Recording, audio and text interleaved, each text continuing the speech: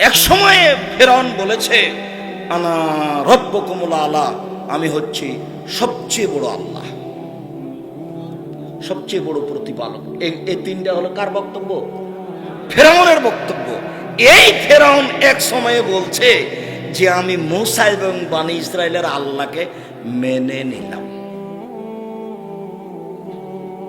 তখন আল্লাহ বলছে, ও এখন কাদ আসাইতা মিন কাবল, ইতিপূর্বে তুমি এখনই তো অস্বীকার করেছিলে, এখন মেনে নিলে। তার মানে ফেরাউনের ঈমান গ্রহণ হলো না, ফেরাউনের ঈমান গ্রহণ হলো না। তো ডক্টর শহীদুল্লাহ এবং মাওলানা আব্দুল্লাহ কাফি আল কুরাইশির একটা বক্তব্য আছে। হাদিসে এসেছে আল্লাহ কিয়ামতের মাঠে তিন অঞ্জলি, তিন খাবল, তিন অঞ্জলি মানুষ জাহান্নাম থেকে বের করে জান্নাতে দিয়ে দিবেন। আল্লাহ তিন খাবল মানুষ জাহান্নাম থেকে বের করে আল্লাহ কোথায় দিয়ে দিবেন? জান্নাতে দিয়ে দিবেন। তখন ডক্টর শহীদুল্লাহ বলছেন, জনাব, আল্লাহর হাত কি ছোট? আল্লাহর হাত তো জাহান্নামের চেয়ে বড়। তো জাহান্নামে যা আছে সবাই জান্নাতে চলে আসবে, ফেরাউনও চলে আসবে। এটা কে বললেন? কে বললেন? ডক্টর শহীদুল্লাহ বললেন, 16 ভাষার পণ্ডিত। তখন মাওলানা আব্দুল্লাহ কাফি আল কুরাইশি বললেন, জনাব, মনে রাখবেন, অন্তরে ঈমান থাকবে না যার, অঞ্জলিতে আসার সুযোগ হবে না তার। জনাব, মনে রাখবেন, অন্তরে ঈমান থাকবে না যার, খাবলে আসার সুযোগ হবে না তার। চাঁপানেওয়াজের ভাষা, অন্তরে ঈমান থাকবে না যার, অঞ্জলিতে আসার সুযোগ হবে না তার। তোর ঈমান যদি না হয় তাহলে হবে না। বিচারের মাঠে হিন্দু আর ইহুদি খ্রিস্টানদের নেকি পাপ ওজন হবে না। যারা শিয়া, যারা কাদরিয়া, যারা জাবরিয়া, যারা মুজাসসামা, যারা জাহামিয়া, এদের দাড়ি পাল্লা হবে না। কেননা দাড়ি পাল্লা মানে হলো একদিকে একটা 5 কেজি ওজনের পাথর থাকতে হবে আর একদিকে ধান থাকতে হবে, তাহলে তো মাপ হবে। তাই একদিকে এক পাল্লায় থাকতে হবে পাপ আর এক পাল্লায় থাকতে হবে নেকি। তো যারা অমুসলিম হিন্দু, যারা ইহুদি খ্রিস্টান, তার তো কোনো নেকি নাই, তো পাল্লা হবে কি করে? কথা বুঝতে পারলাম? এদের আর নেকি ওজন হবে না। তা আল্লাহ এদেরকে জাহান্নামে দিবেন কিভাবে? তখন আল্লাহ বলছেন, ইউখাযু বিন নাওয়াসি ওয়াল আকদাম, ওদের ওজন হবে না পাপ নেকি, ওদের কপাল, সামনের দিক, মাথার আর পা দুটাকে একসাথে ধরে জাহান্নামে নিক্ষেপ করা হবে। তাহলে জাহান্নামে মানুষ চিরদিন থাকবে। ডক্টর শহীদুল্লাহর কথা চূড়ান্ত নয়, মাওলানা আব্দুল্লাহ কাফি আল কুরাইশি রাহিমাহুল্লাহর কথাই চূড়ান্ত। জাহান্নামে মানুষ চিরদিন থাকবে। যাদের পাপ নেকি ওজন হয়ে নেকি কমে গেছে, জাহান্নামে চলে গেছে, এরা কোনোদিন না কোনোদিন জাহান্নাম থেকে বের হয়ে যাবে। কিন্তু ওজন করতে গিয়ে কমে গেছে নেকি, সেই জন্য কোথায় চলে গেল? এখন জাহান্নামে চলে গেল। তো জাহান্নামে থাকতে ওর যে নেকি, আল্লাহ ওটা আমানতের খেয়ানত করবেন না। যার যা নেকি সেটা আল্লাহ নষ্ট করবেন না। আল্লাহ রাগ দেখানোর কোনো প্রয়োজন নেই তার। যাক, তুই অত বড় পাপী, তোর এক নেকিও রাখবে না, তোকে বাতিল করে দিলাম, যা। আল্লাহ এরকম কাজ করবেন না। তো তাহলে তো ওজনে যখন কমে গেছে নেকি, তখন জাহান্নাম চলে গেছে। তো কিছু তো ছিল নাকি? তো কিছু যেহেতু ছিল, কাজে 200 বছর, 50 বছর, 1 বছর, কোনোদিন না কোনোদিন ও জাহান্নাম থেকে বের হয়ে জান্নাতে যাবে। বুখারী জি সাজা খাটার পর বুখারী মুসলিমে ওদের নাম এসেছে জাহান্নামী। ওদের নাম কি এসেছে? জাহান্নামী। ওদের নাম এই নামই ডাকা হবে, ও জাহান্নামীরা শোনো। মানে জান্নাতে চলে গেছে তবুও, জান্নাতে চলে গেছে তবুও কি নাম? জাহান্নামী নামটা পড়ে গেছে। তো উপস্থিত বৈঠকের দিনী মুসলিম বোন, দিনী মুসলিম ভাই, যে মানুষ বেশি জায়গা পেলেন না, আমি আব্দুর রাজ্জাক বিন ইউসুফ অনেক কষ্ট করে এসেছি গত রাত্রে, যদিও আমি বাড়িতে এসেছি, তারপরেও আমি গত রাত্রে 2টা প্রোগ্রাম ছিল, জোর করে প্রোগ্রামটা চাপানো হয়েছিল, তাই দিনে ছিল সেই কোথায় আসামের পাশে ভুরুঙ্গামারি, ওখান থেকে এসেছিলাম লালমনিরহাট।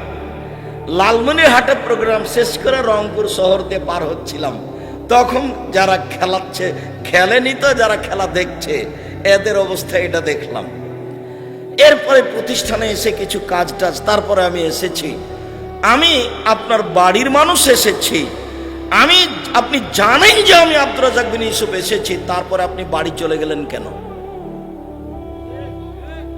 আপনি কি নিজের ঘরের মানুষকে অপমান করতে চান? তা আপনি রাস্তায় দাঁড়িয়ে আছেন কেন? এই ছেলে, বোকা ছেলে, তুমি রাস্তায় দাঁড়িয়ে আছো কেন? তোমার শরম হয় না?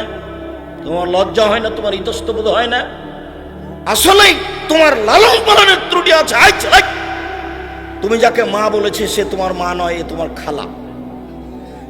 ভুল বুঝেছ, আজকে এটাই প্রমাণ করবো, তারপরে আমি আলোচনায় যাচ্ছি। তুমি এসে চলে গেলে কেন? যারা আমার দিনী ভাই বোন দাঁড়িয়ে আছে তারা অপরাধ করলো কি? তুমি চলে গেলে কেন? তুমি কেন রাস্তায় হাঁটছো? তুমি কেন বাড়ি চলে গেলে? কেন যাবা? কেন যাবা? আমি আব্দুর রাজ্জাক বিন ইউসুফ তোমার বাড়ির মানুষ এসেছি, তুমি তো আসবা এখানে হিন্দু এসে বসে থাকবে? আমাদের জেলার আমাদের বাড়ির আব্দুর রাজ্জাক বিন ইউসুফ এসেছে, চলো যাই, কি বলছেন শুনে আসি। আমাদের ছেলে, আমাদের ভাই, আমাদের ঘরের মানুষ। মনে রেখো তুমি, আমি আব্দুর রাজ্জাক বিন ইউসুফ জাতির যদি রাস্তাঘাট করে দিতে না পারি, জাতির যদি স্কুল কলেজ করে দিতে না পারি, জাতিকে চূড়ান্ত সঠিক ধর্ম দিতে পারবো ইনশাআল্লাহ। ধর্মের ব্যাপারে জাতিকে ফাঁকি দিয়ে পরকাল হারাতে রাজি নই। 26 বছর থেকে ফতোয়া লিখি, 26 বছর থেকে। একাধিক বই পুস্তক আছে, যা তুমি দেখতে পাচ্ছ, সব এগুলো আরো আছে। তোমাদের কাছের ভাই আব্দুল্লাহর জন্য সবাই দোয়া করি, আমরা দোয়া করি যে আল্লাহ ওদেরকে অনেক বড় করুক। মানে লাতিফ মানে এইটা অর্থ তা আমিও কোনোদিন বুঝতে পারিনি। লাতিফ মানে হলো, যেটা বললো, আমি তখন ঘরে বলছে যে আমি যে খুব ব্যথিত, এটা কে বুঝবে? আমার ভাই তত বুঝতে পারবে। আমার ভাই বলবে, যাকে তোর বউ মরে গেছে, তুই ঠান্ডা হ, আল্লাহ ধৈর্য ধারণ কর। তো বউ মরে গেছে, ওটা আমারটা কি ও বুঝলো? তোকে ধুয়ে গেল সবকিছু, ও তো আমারটা বুঝতে পারলো না, খালি আমাকে সান্ত্বনা দিল। আমার বাপ মরে গেছে, তা আমার গ্রামের চাচারা এসেছে, বলে থাকবে না, তুই ধৈর্য ধারণ করে, তোর চাচা, তোর বাপ মরে গেছে, একটু ধৈর্য ধারণ করে লাগবে। তা আমার ব্যথা কি ও বুঝলো? এটা পৃথিবীতে কেউ কাউকে বুঝাতে পারবে না। তা আমার ব্যথা যে সবচেয়ে আমার মতো করে বুঝে, তার নাম লতিফ। আমি এইভাবে কোনোদিন অর্থ বুঝতে পারিনি। আমার 16 বছর ছাত্র জীবন, 32 বছর 34 বছর শিক্ষক জীবন, আর 32 বছর বক্তব্যের জীবন, আর 26 বছর থেকে ফতোয়া লিখি, আর 6 বছর থেকে নিজে ফতোয়া বোর্ড পরিচালনা করি। ফতোয়া বোর্ডে 12 জন মুফতি বসেন, বড় বড় বিদ্বান্তারা, যারা দেশ বিদেশ থেকে পড়াশোনা করে এসেছে। এই ফতোয়া বোর্ড আমি পরিচালনা করি। আমি আপনার ঘরের মানুষ, আপনি আমাকে নিজের ভাইয়ের মতো ভালোবাসেন, এটাই আমি চাচ্ছি। নিজের ছেলের মতো করে ভালোবাসেন, এটাই আমি চাচ্ছি। দিনের ব্যাপারে আপনি আমাকে জিজ্ঞাসা করেন, দিন ধর্মের ব্যাপারে আমি আপনার সাথে একসাথে হয়ে, এক ভাই হয়ে, এক ভাতিজা হয়ে, এক চাচা হয়ে, অন্তর থেকে কাছে হয়ে ফতোয়া দিব ইনশাআল্লাহ। আর মানুষ হিসেবে ভুল থাকতে পারে, যেটা ফতোয়া দিয়ে দেবো সেটা এইভাবে উল্টে ধরা কিয়ামত পর্যন্ত সম্ভব নয়। তবে মানুষ আমি, যেটা বলছি সেটাকে উল্টে ধরা সহজ নয়, খুব কঠিন। তবে আমি মানুষ। প্রত্যেকটা জিনিস কতবার দেখা আছে, যে কোনো ফতোয়া আপনি জিজ্ঞাসা করলে মনে হয় যেন আমি ওটা 10 বার দেখেছি, 50 বার দেখেছি, 100 বার দেখেছি, এরকম আমার মনে হয়। তখন ওটা বলতে আমাকে সময় লাগে না, আমি কাজই এটা করি। বক্তব্য দিই, একটু কলমে লিখি, ফতোয়া ঠিক করি, এটাই। অন্য আর কিছু করার আমার পরিবেশ আসেনি। আলহামদুলিল্লাহ, এটাকে আমি ভালোই মনে করছি।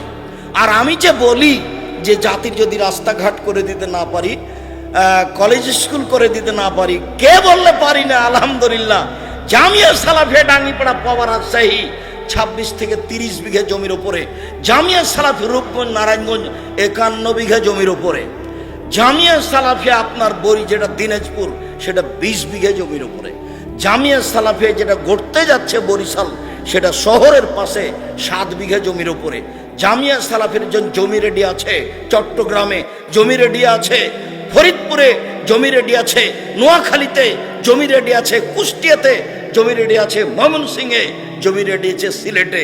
এসব জায়গাতে জামিয়া সালাফে গড়বে ইনশাল্লাহ, সময়ের ব্যবধান। আমি চাঁপাইনবাবগঞ্জের মানুষ মানে আপনার বাড়ির মানুষ। দিন রাত আমি বলি চাঁপাইনবাবগঞ্জের মানুষ, চাঁপাইনবাবগঞ্জের ভাষাতে বলে, কালকে কতবার বলেছি, এ তোকে তো দিতে হবে, তোর বাপকে দিতে হবে, এই ভাষা তো এখানকার। যখন আপনি আমার বিরুদ্ধে থানাতে কিছু বলতে যান তখন আমার যে কত কষ্ট হয়, আমি তখন আমার মনে পড়ে যে আমি আসলে তাকে বুঝাতে পারলাম না। আমি তো তার সবচেয়ে কাছের মানুষ, কেন সে আমার বিরুদ্ধে থানায় গেল? সে বোন হোক আর ভাই হোক, তুমি বিশ্বাস করো আমি মানুষ, আর টিকার কোনো পথ নাই। যার বিরুদ্ধেও গেছে থানায় বলতে, যে গেছে তার অতীতের 100 বছর আমি চ্যালেঞ্জ করলাম, তার বাপ, তার দাদা, তার বংশে কেউ শুধু কোরআন হাদিস অনুবাদ করে বক্তব্য দিয়েছে, কথা বলতে পারবে না। আর ও বলতে পারবে না যার পক্ষে গেছে, আমার বিরুদ্ধে থানাতে গেছে। আমি আব্দুর রাজ্জাক বিন ইউসুফ বলছি, 32 বছর থেকে মা কোনোদিন অপ্রয়োজনীয় বাক্য বলি না, একটু বলুক না দেখি। তুমি দিনী বোন, তুমি দিনী বোন, আপনি দিনী বোন, আপনাকে আমি অনেক ভালোবাসি। আপনি আমার খালা, আপনি আমার মা, আপনি আমার চাচি, তুমি আমার দিনী বোন। তুমি যার পরামর্শে ফতোয়া দিয়ে বেড়াচ্ছ, ভুল দিয়েছে। আমি আব্দুর রাজ্জাক বিন ইউসুফ, তুমি যদি আমার কাছে ফতোয়া নাও ইনশাল্লাহ ভুল হবে না, তবে আমি মানুষ।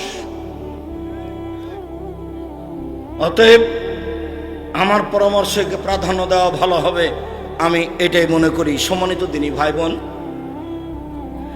এইখানে লতিফ আর ওয়াকিলের এইটা তর্জমা, ওয়াকিল একটু বুঝতে পারতাম, কিন্তু লতিফ যে এইরকম অনুবাদ সেটা আমি কোনোদিন বুঝতে পারিনি। আর সামাদের যে এটা তর্জমা, এটা আমি কোনোদিন ধরতে পারিনি। আমি বলেছি নিরপেক্ষ মুখাপেক্ষীহীন, সামাদ হলো নিরপেক্ষ মুখাপেক্ষীহীন, বহুদিন তর্জমা করেছি। সামাদ হলো নিরপেক্ষ মুখাপেক্ষীহীন। তো আমি আর একটু বলে যাই, ইসমে আজম নামে দোয়াটার কথাটা আমার দিনী ভাই বোন যারা যেখানে আছেন, রাস্তাঘাটে আছেন, চলে আসেন। আমার আরো দিনী ভাই 5 জন দাঁড়িয়ে কথা শুনছে, আপনিও শোনেন। এই ছেলে,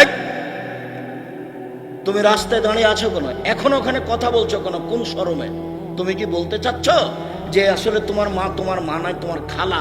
এটা তোমার খালা, যে এটাই যে তোমার খালা, এটা তোমার মা নয়। আমি এটা প্রমাণ করব, তারপরে বক্তব্য দেব। তোমার যে এটা সৎ মা, তোমার এটা নিজ মা নয়, এটা আগে প্রমাণ করব, তারপরে বক্তব্য দেব। তুমি শোনো আগে। উপস্থিত দিনী মুসলিম ভাই বোন, আমি প্রমাণ করছি এই ছেলের মা নয়, এটা এই ছেলের খালা। আপনি আমার দিকে লক্ষ্য করেন, আগে প্রমাণ করব, তারপরে বক্তব্য দিব। আমি আছি, উনি চলে গেলেন কেন? কেন এখন বাড়ি থেকে টিভি চালু করলেন? কেন করবেন? আমার দিনী ভাই বোন যারা দেখতে পাচ্ছেন ভালো, দেখতে না পাইলেও কিছুক্ষণ কষ্ট করেন। কি করা যাবে? এখন ইনাদের কাছে যদি আমরা দাবি জানাই যে আমাদের বসার ব্যবস্থা করে দেন, তা কি পারবে? পারবে না। তা একটু ধৈর্য ধারণ করি। যাক, আব্দুর রাজ্জাক সাহেব আগে প্রমাণ করেন যে এটা আমার মা নয়। আচ্ছা ঠিক আছে, আমি এটা প্রমাণ করি, তারপরে কথা। জাবের রাদিয়াল্লাহু তাআলা আনহু বলেন যে আমরা রাসূলের সাথে একবার যুদ্ধ করে আসছিলাম, মদিনায় ঢুকবো। ঢুকতে না ঢুকতে তিনি বলছেন, এই থামো, এই সবাই এখানে থামো, আমরা রাতে এখানে থাকবো, সকালে মদিনায় ঢুকবো। তো আর নবী, আমি নতুন বিবাহ করেছি, আমাকে বাড়ি যেতে অনুমতি দেন। আমি এটুকু বলতেই আল্লাহ রাসূল বলতে লাগলেন, ও তুমি নতুন বিবাহ করেছো, বিকরানাম সাইয়্যিবা, তুমি কুমারী মেয়ে বিবাহ করেছো না তালাক প্রাপ্তা মেয়ে বিবাহ করেছো? তুমি অবিবাহিতা মেয়ে বিবাহ করেছো না তালাক প্রাপ্তা মেয়ে বিবাহ করেছো? তখন আমি বললাম সাইয়্যিবা, আমি তালাক প্রাপ্ত মেয়ে বিবাহ করেছি, ওর আগে বিবাহ হয়েছিল, তার স্বামী তাকে ছেড়ে দিয়েছে, আমি তাকে বিবাহ করেছি। তো এইটুকু বলতেই আল্লাহ নবী বলছেন, হাল্লা বিক্রাম তোলায় বাহা তোলায় বোকা, তুমি কুমারী মেয়ে কেন বিবাহ করলে না? তুমি তার সাথে খেলতে, ও তোমার সাথে খেলতো। তুমি অবিবাহিতা মেয়ে কেন বিবাহ করলে না? তুমি তার সাথে খেলতে, ও তোমার সাথে খেলতো। তুমি কুমারী মেয়ে কেন বিবাহ করলে না? তুমি তার সাথে খেলতে, ও তোমার সাথে খেলতো। আল্লাহ নবী এই কথাগুলি বললেন। তখন জাবের বলছেন, তাহলে শোনেন, আমি তালাক প্রাপ্ত মেয়ে কেন বিবাহ করলাম?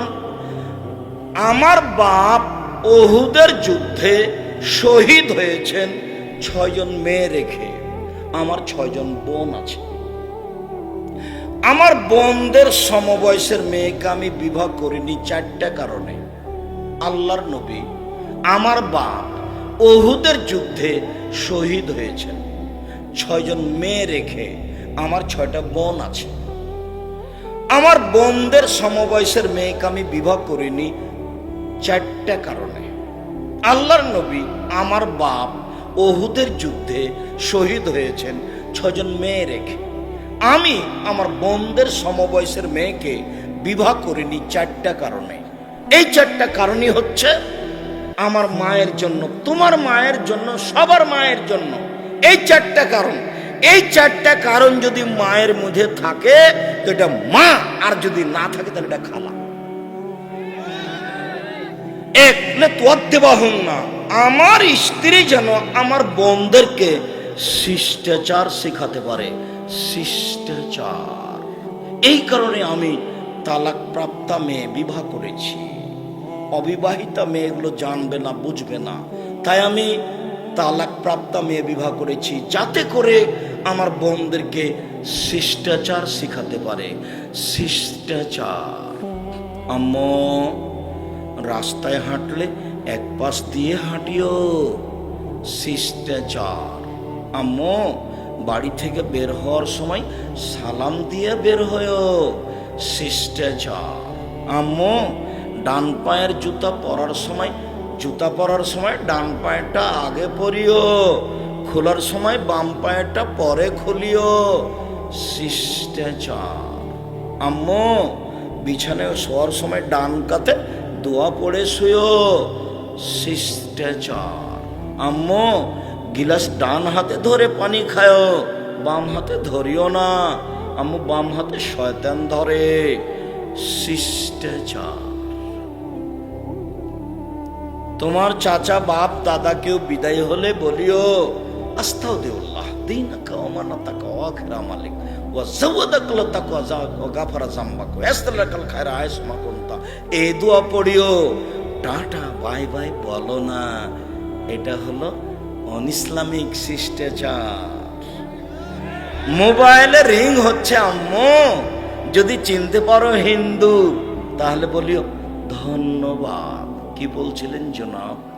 যদি চিনা না যায় তাহলে হ্যালো বলিও না, বলবা আসসালামু আলাইকুম। হ্যালো বলে কুকুরকে ডাকে, আসসালামু আলাইকুম। চিনতে পারো আর না পারো, ডোম হোক, চামার হোক, হাঁড়ি হোক, মেথর হোক, মুচি হোক, যে হোক না কেন, যখন তুমি চিনতে পারলে না তখন বলবে, তুমি অন করে দিয়ে কি বলবে? আসসালামু আলাইকুম। আমি কোনোদিনই হ্যালো বলি না, তুমি আমার সাথে কথা বলে দেখো একদিন। আমি এটা করি না, এটা আমার জীবনের মধ্যে নেই। তবে আমি মানুষ, কোথাও ভুল থাকতেও পারে। আমি কোনোদিন দোকানপাটে চায়ের স্টলে বসি না, আমি এ যাবৎ কোনোদিন চায়ের স্টলে বসিনি। জামিয়া সালাফের ভিতরেও চা বিক্রি হয়, আমি ওখানে দাঁড়িয়ে বলছি, এই ছেলে ঠিক মতো চা করো তো। যদি মানুষকে ঠকায় না খবরদার, যদি আমি শুনতে পাই তাহলে তোমাদেরকে বলবো বাড়ি চলে যাও, বাড়ি চলে যাও, এখানে থাকতে হবে। আমাকে তখন অনুরোধ করে যে একটু বসেন, একটু বসেন, এক চাপ চা খাই। ও জীবনে কোনোদিন বলতে পারবে না আব্দুর রাজ্জাক সাহেব আমার এখানে সামনে বসেছে আর এক কাপ চা খেয়েছে, এটা বলতে পারবে না। গ্রামে, বাড়িতে, কোনো জায়গাতে নাই, জীবনে চায়ের স্টলে বসিনি কোনোদিন বসিনি, ওটা ঘটেনি। 16 বছর ছাত্র জীবন আছে। 1976 সালে আমি সর্বপ্রথম নাচল পড়তে গেছি। যখন নাচল পড়তে গেছি, সর্বপ্রথম যখন আমি নবাবগঞ্জ ট্রেন স্টেশনে এসেছি, যে আমাকে নিয়ে যাচ্ছে সে আমাকে বলছে, যখন খুব শব্দ করে দম দম দম দম শব্দ করে ট্রেন আসলো, তখন বলছে চুপচাপ থাকবি নইলে ট্রেন ধরে নেবে। মনে হচ্ছে এখনই বলছে। তো যখন গাড়িতে উঠে কথা বলছে, তো আমি বলছি তুমি যে কথা বলছো তোমাকে ধরে না। আর এইখানে একটা ট্রেন স্টেশনের সামনে একটা ছিল, বড় পাকুড় গাছ ছিল। চাঁপাইনবাবগঞ্জ ট্রেন স্টেশনের সামনে একটা বড় পাকুড় গাছ ছিল। একটা লোক বলছে এখন ওই ফুটপাতে ওষুধ বিক্রি করবে। তো সে লোকটা বলছে আমার বাড়ি কানসাট। কানসাটের অর্থ এ নয় যে আমি কান সাটতে বলিনি, মনে হচ্ছে এখনই বলছে। এটা 76-77 সালের ঘটনা হবে। তখন আমি জানি না কানসাট কোথায় আছে, তখন আমার জানা নাই। পায়ে হেঁটে বাড়ি থেকে দেবীনগর থেকে চাঁপাইনবাবগঞ্জ এসেছি, এখানে সাথে সাথে এসেছি, এটা আমার জানা আছে।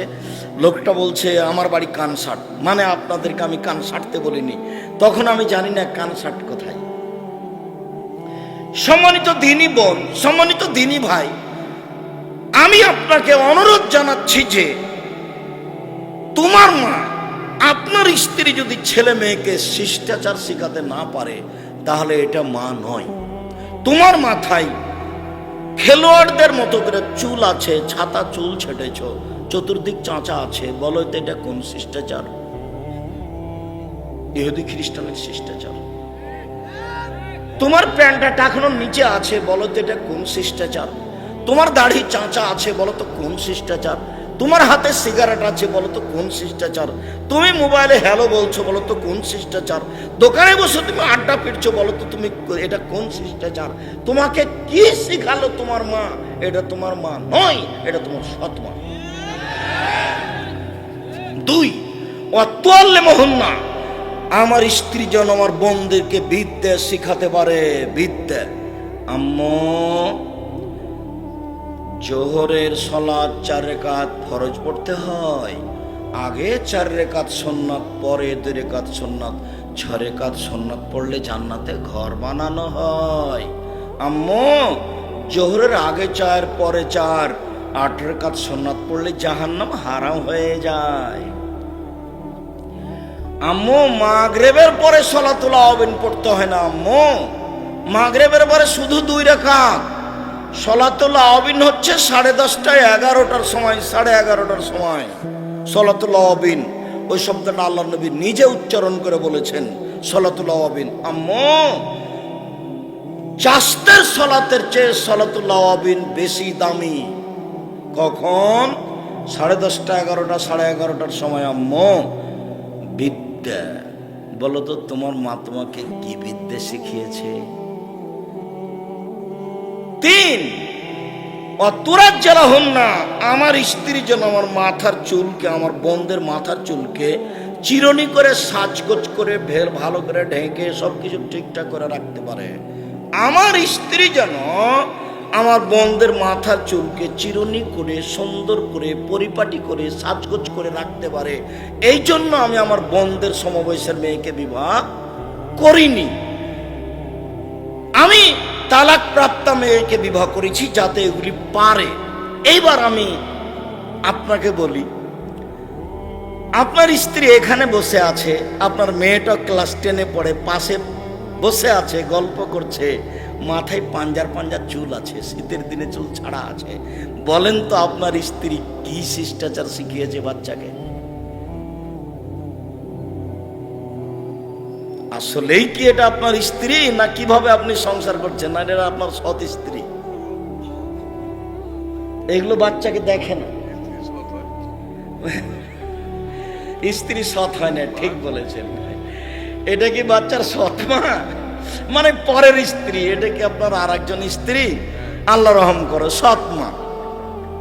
জি। 4, অতাকুম আলাইহিন্না, আমার স্ত্রী যেন আমার বোনদের উপরে পাহারা দিতে পারে। মা মানে পাহারাদার, মা মানে পাহারাদার, মা মানে পাহারাদার।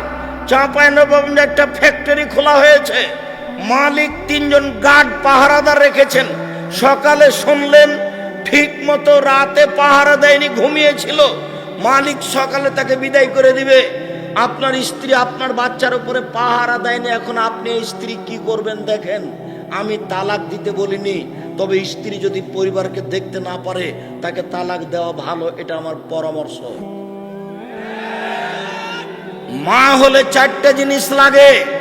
এই ছেলে, তোমার এটা মা কিনা তুমি আমাকে বলবা। 1 শিষ্টাচার, 2 বিদ্যা, 3 চিরুনি, 4 পাহারাদার। তোমার মা তোমার জন্য এবং তোমার বোনের জন্য শিষ্টাচার শিখানোর দায়িত্বশীল মহিলা। 2 বিদ্যা শিখানো, 3 সাজগোজ করে মাথা চিরুনি করে পরিপাটি করে মেয়ে বড় হলে ঢেকে রাখার দায়িত্ব তোমার মায়ের। 4 তোমার মা পাহারাদার। পাহারাদার মানে গতকালকে বিকাল 2টার সময় স্কুল থেকে এসেছিল মেয়ে, আজকে 2টা 20 মিনিটে এসেছে। ওই সময়তে আপনার মা, এই ছেলে তোমার মা আপনাকে বলছে আপনার স্ত্রী ফরজ সালাত আদায় করে সুন্নাত পড়তে যাচ্ছিল। তখন মেয়ে দরজাতে দেড়ির মাঝে এসে বলেছে আসসালামু আলাইকুম। তখন আপনার স্ত্রী আর সুন্নাত পড়তে পাবে না। আম্মু শোনো। কি আম্মু? কালকে 2টা এসেছিলে, আজকে 2টা 20 বাজলো কেন? এই 20 মিনিট তল্লাশি চালাতে হবে, তাহলে এ মা। কথা বুঝাতে পারি মনে হয়? তাহলে এটা পাহারাদার। আমি ঠিক বলেছি, তোমার মা নয় এটা। তোমার মা এ কথা ঠিক, তবে আসলে মায়ের দায়িত্ব পালন করেনি। হয় খালা, না হলে সৎ মা। এ কথাই ঠিক। ও খালার স্থানে আছে, ও সৎ মায়ের স্থানে আছে। তুমি তোমার মাকে বলে দিও আম্মা 4টে জিনিস করা লাগে মা হয়ে থাকলে। 1 শিষ্টাচার শিখাতে হবে আম্মু। 2 বিদ্যা শিখাতে হবে আম্মু আপনাকে। 3 বোনেরাকে আমাকে পরিপাটি করে রাখতে হবে আম্মু। দেখুন তো আমার মাথায় ছাতা চুল, ওপরে একটু আছে, চতুর্দিক চাঁচা আছে। এটার নাম কাজা, এটার নাম হারাম। এটা কি? এটার নাম কাজা, এটা হারাম। এটা কারো অনুসরণে আছে। 4 আপনি আম্মা পাহারাদার আমাদের জন্য। ভাত রান্না করে দিতে পারেনি, তার নাম পাহারাদার নয়। 20 মিনিট দেরিতে কেন মেয়ে আসলো বাড়িতে, এটা তল্লাশি চালাতে হবে, তার নাম পাহারাদার। এটা কিন্তু বুখারী মুসলিমের হাদিস, আপনি স্বাভাবিকভাবে দেখবেন না। আমি আপনার খুব কাছের মানুষের কথা বলছি, সেই জন্য আপনি স্বাভাবিক দেখতে পাচ্ছেন। এই জায়গাখানে যখন আমি বাংলাদেশের অন্য জেলাতে বক্তব্য দিয়েছি, তখন আমি আগুন বরাবর আছি। তখন মাঠ ঘাট এমন হয়ে গেছে, মনে হচ্ছে যে কিয়ামত শুরু হয়ে গেছে। এই অবস্থায় আমি এখানে থেকেছি। আমি আজকে বাড়ির মানুষ হিসাবে কথা বলছি, যার কারণে আপনি আমার অবস্থা এরকম আজ করছেন। সম্মানিত দিনী ভাই বোন, আমি আপনার ওই অংশ ছেড়ে আজকের আলোচনার প্রারম্ভে আর একটা ছোট্ট আলোচনা করতে চেয়েছি। সেটা হলো আন্তর্জাতিক ফুটবল জুয়া কিনা। আন্তর্জাতিক ফুটবল খেলা জুয়া, এ কথাই চূড়ান্ত। ধারাবাহিকভাবে আমি কয়েকটা হাদিস আয়াত পেশ করছি, আপনি দেখুন। এই ছেলে, খবরদার, কষ্ট হলেও তুমি উঠে কারো ক্ষতি করবো না, কারো গায়ে হাত দিয়ে বসে থাকবো না। একবারে প্রস্তুত হয়ে থাকো, রেডি। পাখি যেন মনে করে তোমাকে পাথর। নড়াচড়া না করে এক খেলে চেয়ে থাকবা। বিশ্বাস করো, আমি তাফসির মাহফিল করতে আসিনি যে তুমি বাদাম খাবা। আমি ইউসুফ জুলেখার কাহিনী কোনোদিন জীবনে বলিনি।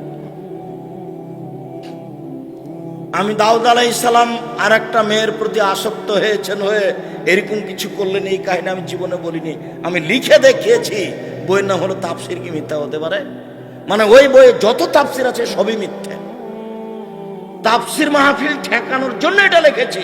আমার বুকের ওপরে তাফসির হয়, তাফসির মাহফিল হয়, বরিশাল থেকে এসে মিথ্যা তাফসির করে যায়, তখন আমার খুব কষ্ট হয়, সহ্য করতে পারি না। আমার চাচাতো ভাই আমাকে গিয়ে বলছে দেবীনগরে, আজকে যে তাফসির করলো, কি করলো ভাই? খুব এরকম তাফসির তোরা জানিস না। ঠিক আছে বলেন। আমি জানি না কি বলেন। আমি আলহামদুলিল্লাহ খুব পড়ুয়া ছাত্র ছিলাম, রাত 2টার আগে ঘুমাতাম না। আমার এক ক্লাস ফ্রেন্ড সালিমউদ্দিন ডাহুয়াবি ভাগালপুরি বিহার, ও 6 মাস পরে একদিন আমাকে বলছে, 6 महीना तक मैं ये सोच रहा था कि आप इंसान है ना जिन है। ना मायने खाए गोसल करने देखा, ना मायने सोने देखा, ना मायने जागने देखा। 6 মাস পর্যন্ত আপনাকে আমি জিন মনে করতাম এই জন্য যে না আপনাকে আমি গোসল করতে দেখেছি।